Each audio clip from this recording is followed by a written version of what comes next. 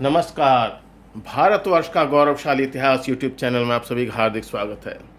आज की वीडियो में हम प्राचीन भारत के साहित्यिक स्रोतों से संबंधित एक अभ्यास प्रश्नावली का अध्ययन करेंगे।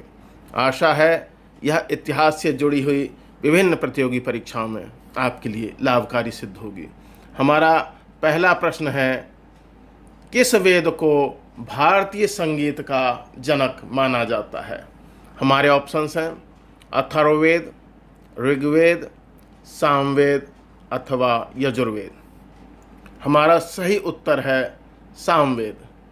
सामवेद में यज्ञों के अवसर पर गाए जाने वाले मंत्रों का संग्रह है, इसीलिए इसे भारतीय संगीत का मूल माना जाता है।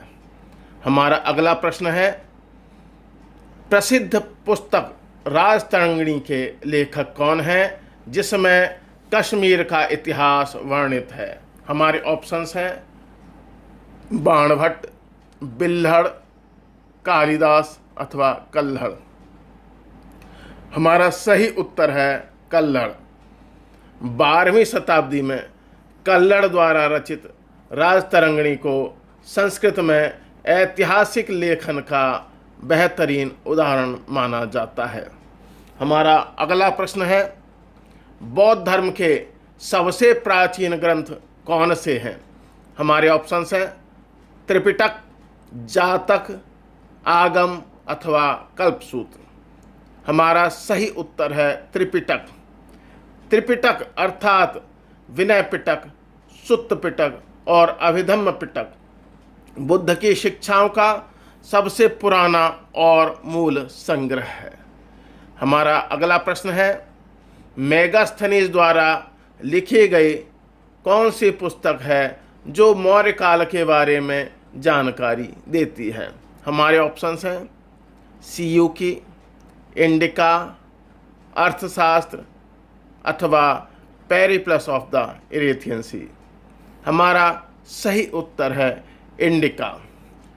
यूनानी राजदूत मेगास्थनीज ने अपनी पुस्तक इंडिका में मौर्यकालीन प्रशासन और समाज का विवरण दिया है।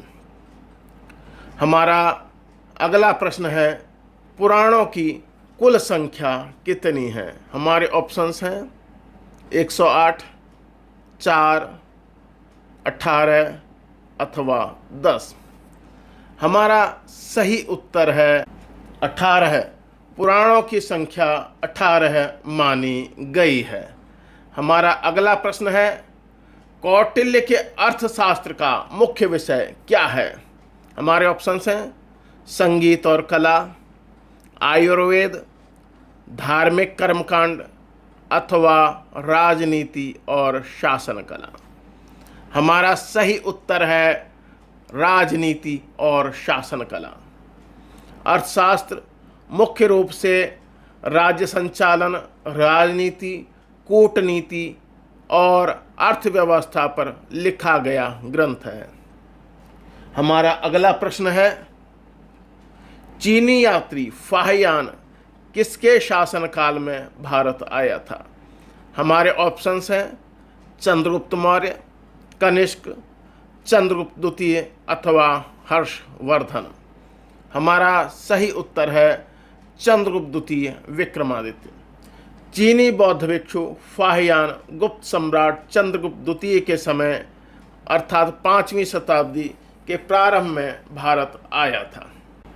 हमारा अगला प्रश्न है, अष्टाध्यायी जो संस्कृत व्याकरण की पहली पुस्तक है उसके लेखक कौन हैं? हमारे ऑप्शंस हैं भास, वराहमिहिर, पतंजलि अथवा पाणिनि। हमारा सही उत्तर है पाणिनि। पाणिनि ने संस्कृत व्याकरण को व्यवस्थित करने के लिए अष्टाध्यायी की रचना की थी। हमारा अगला प्रश्न है, जैन साहित्यों को क्या कहा जाता है? हमारे ऑप्शंस हैं आगम, वेद, त्रिरत्न अथवा उपनिषद। हमारा सही उत्तर है आगम। जैन धर्म के सिद्धांतों और उपदेशों के संग्रह को आगम कहा जाता है। हमारा अगला प्रश्न है, मुद्रा राक्षस नाटक के रचयिता कौन है जिससे मौर्य काल के बारे में जानकारी मिलती है? हमारे ऑप्शंस हैं शूद्रक, विष्णु शर्मा, अश्वघोष अथवा विशाख दत्त। हमारा सही उत्तर है विशाख दत्त। विशाख दत्त ने मुद्रा राक्षस की रचना की, जिसमें चंद्रगुप्त मौर्य द्वारा नंदवंश के विनाश की कहानी है। इस प्रकार हमने इस वीडियो में प्राचीन भारत के साहित्यिक स्रोतों से संबंधित 10 वस्तुनिष्ठ प्रश्नों का अध्ययन किया। आशा है ये प्रश्न विभिन्न प्रतियोगी परीक्षाओं में आपके लिए लाभकारी सिद्ध होंगे। मेरे साथ जुड़े रहने के लिए आप सभी का बहुत बहुत हार्दिक धन्यवाद। नमस्कार।